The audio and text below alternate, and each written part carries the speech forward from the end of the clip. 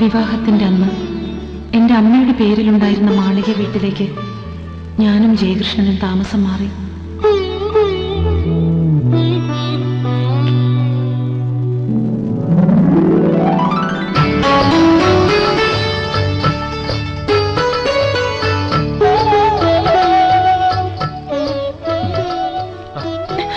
ഒന്ന് ക്ഷമിക്കെന്റെ മാഷേ, എനിക്ക് അമ്മയുടെ അടുത്ത് അല്പം പണിയുണ്ട്.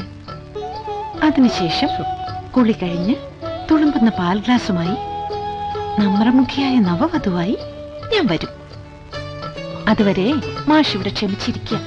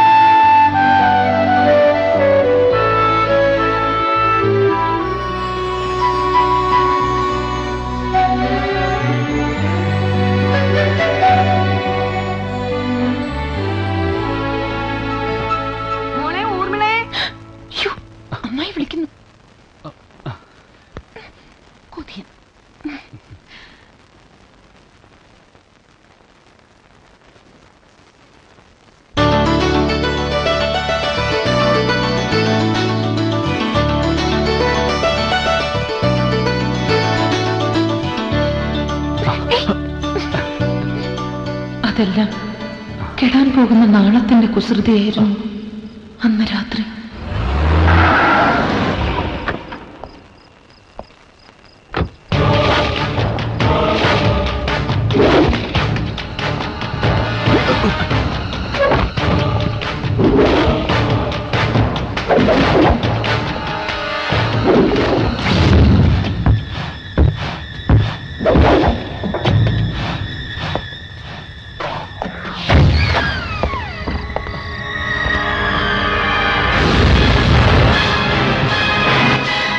നീ പാവം ബലിയാടാണ്.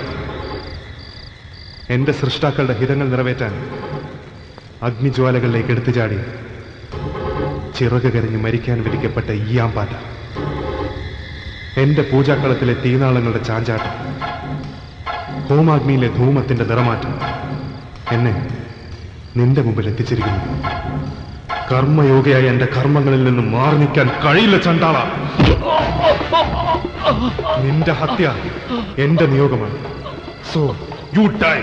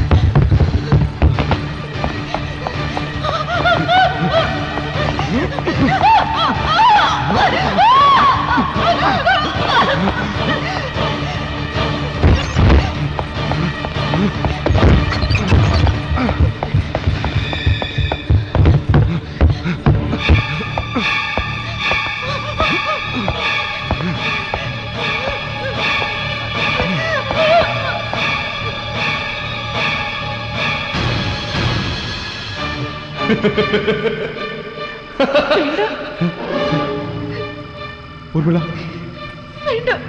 കുട്ടിക്കാലത്ത് നീ പറയാറില്ലേ ഞാൻ നിന്റേതാണെന്ന്? പിന്നെ എന്തിനാ നമുക്കിടയിലും അവൻ?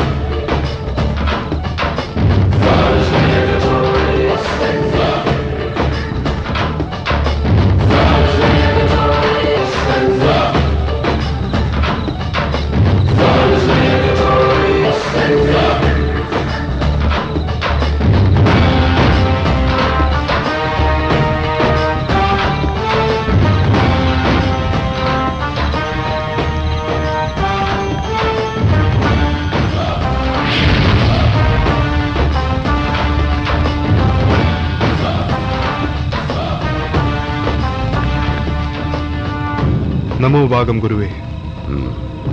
ശിവറാം, ഞാൻ ഈ മണ്ണിൽ കാലുകുത്തിയ നിമിഷം മുതൽ നിന്റെ സാന്നിധ്യം എന്റെ ഇന്ദ്രിയങ്ങൾക്ക് അനുഭവപ്പെട്ടിരുന്നു. അങ്ങയ്ക്ക് അതിനുള്ള ക്രാന്തശക്തി ഉണ്ടെന്ന് എനിക്കറിയില്ലേ? അങ്ങനെ സൃഷ്ടിയെക്കുറിച്ചും സ്ഥിതിയെക്കുറിച്ചും പഠിപ്പിച്ചു, സംഹാരത്തെക്കുറിച്ച് പഠിപ്പിച്ചില്ല. അതെന്റെ ധർമ്മമല്ല. അങ്ങനെ വേദങ്ങൾ പഠിപ്പിച്ചു, അഥർവം പഠിപ്പിച്ചില്ല. അതെന്റെ മതമല്ല. ശിവറാം, ദേവിയെ നീ അനുഷ്ഠിക്കുന്ന ഈ കർമ്മങ്ങൾ നിർത്തണം.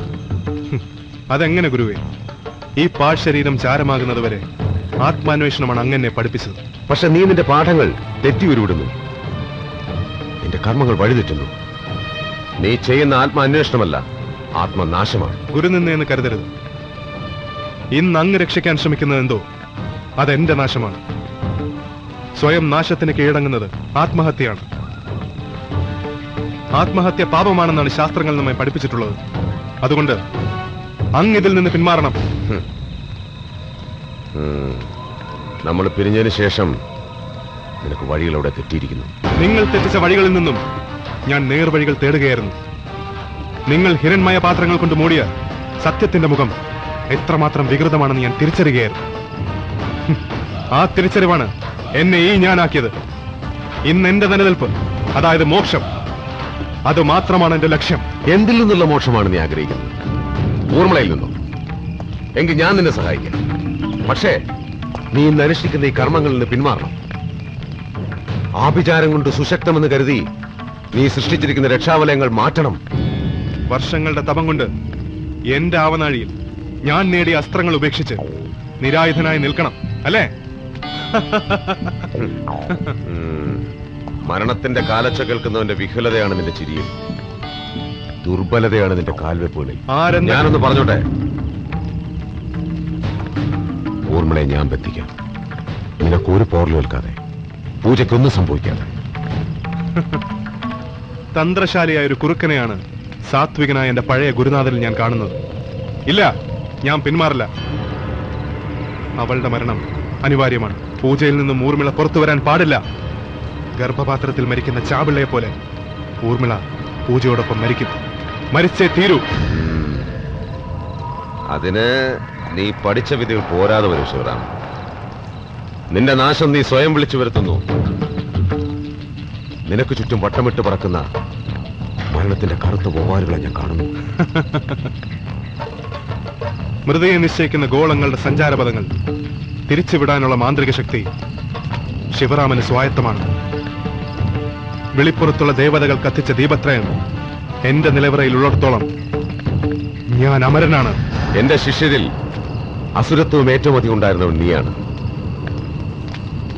ഇന്ന് ഞാൻ അറിയുന്ന ഏറ്റവും വലിയ വിഡ്ഢിയും നീയാണ്.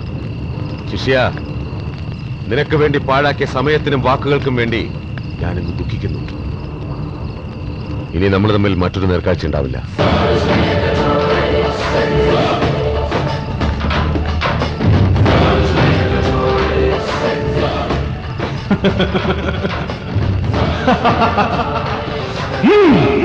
ഞാൻ അന്നേ അങ്കിളിനോട് പറഞ്ഞിരുന്നതാ ഇങ്ങനെ ഒരു സ്ഥലത്തേക്ക് വരുന്ന എന്തിനാണ്. This will make these brats independent എന്നായിരുന്നു അങ്കിളിന്റെ ധാരണ. ഇനി അതൊക്കെ പറഞ്ഞിട്ട് എന്താ കാര്യം? Anyway it's really a scary experience.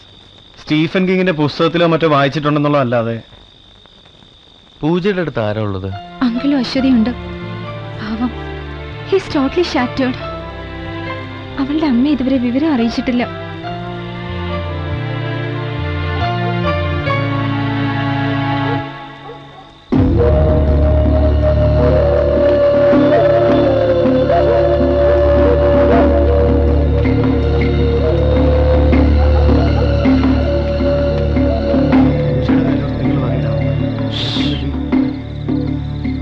എന്താ ഗൗതം? നിങ്ങൾ രണ്ടുപേരും മുറി പോയിക്കോ. കാര്യം പറ, എന്താ എന്ത് പറ്റി?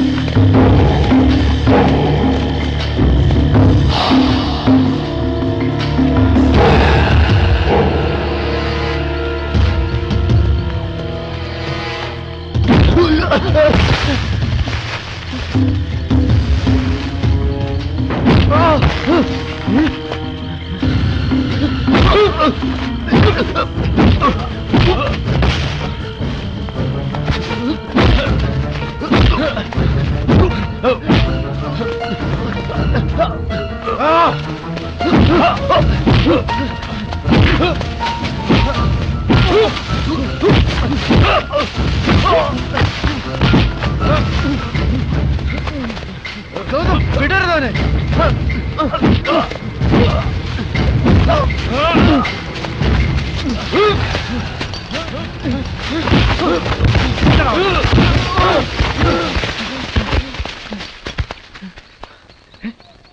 എന്താ ആഭിചാരം ചെയ്യുന്ന ആരുടെയോ രക്ഷാകവചമാണിത്.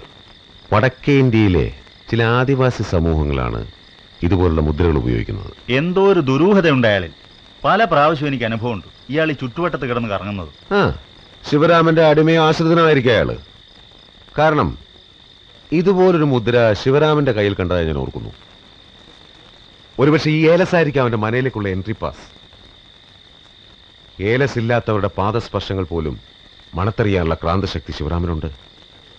നിങ്ങൾക്കറിയോ ശിവരാമന്റെ ശക്തിയുടെ സ്ഥിരാകേന്ദ്രം എന്താണെന്ന്? 3 കെടാവിളക്കുകളാണ്. കണ്ണിലെ കൃഷ്ണമണി പോലെ അയാൾ കാത്തുസൂക്ഷിക്കുന്ന ദീപത്രയം. ഓരോ വിളക്കും അഭൗമമായ ഓരോ ശക്തിയുടെ പ്രതീകങ്ങളാണ്. കൂർമ്മബുദ്ധി, മാന്ത്രികം, കായികബലം. ആ വിളക്കുകൾ കത്തി നിൽക്കുന്നിടത്തോളം ശിവരാമ ജയനാണ്. അയാളെ കീഴടക്കണമെങ്കിൽ അത് കിടണം. ആ വിളക്കുകൾ കിടുമ്പോ എന്ത് സംഭവിക്കും? അവന്റെ ശക്തികൾ ഒന്നൊന്നായി ഇല്ലാതാകും. അതോടെ അവൻ നിഷ്ക്രിയനാകും. മറ്റെന്തെങ്കിലും പ്രതിവിധികൾ അയാൾ തേടിയാലോ? അതിനുള്ള കർമ്മമാണ് ഞാൻ ചെയ്യാൻ പോകുന്നത്. എന്റെ ഹോമകുണ്ടത്തിനരികിൽ ഞാൻ കത്തിക്കാതെ സൂക്ഷിച്ചിരിക്കുന്ന 3 വിളക്കുകളിലേക്ക് നാളങ്ങളായ ആ ശക്തിയെ ഞാൻ ആവാഹിക്കും. ശിവരാമന്റെ ദീപത്രയത്തിലെ വിളക്കുകൾ കെടുമ്പോ എന്റെ കളത്തിലെ വിളക്കുകൾ ഒന്നൊന്നായി തെളിയും. അതോടെ അവന്റെ ശക്തി ക്ഷയിച്ചിരിക്കും. അപ്പോ മാത്രമേ പൂജയിൽ നിന്നും ഊർമിളയെ നമുക്ക് വേർപെടുത്താനാവൂ. അല്ലെങ്കിൽ ഈ ഏലസ് ധരിച്ച് ശിവരാമന്റെ താവളത്തിൽ കയറിയാൽ ആ വിളക്കുകൾ കെടുത്താൻ സാധിക്കില്ലേ? യെസ്, പക്ഷേ അത് അത്ര നിസ്സാരമല്ല കുട്ടി. അവന്റെ ശ്രദ്ധയിൽപ്പെട്ടാൽ മരണം സുനിശ്ചിതമാണ്.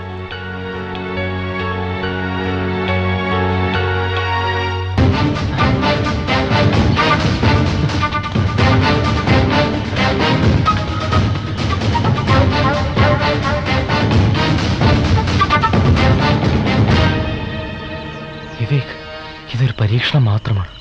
ഞാൻ ഈ ഏലസമയം അകത്ത് കിടക്കാം. നീ ഇവിടെ വെയിറ്റ് ചെയ്യണം. വേണോ? വേണോ ഗൗതം? വേണം. അറ്റ്ലീസ്റ്റ് ഇതിൻ്റെ അകത്ത് എന്താ നടക്കുന്നെന്നെങ്കിലും അറിയാലോ.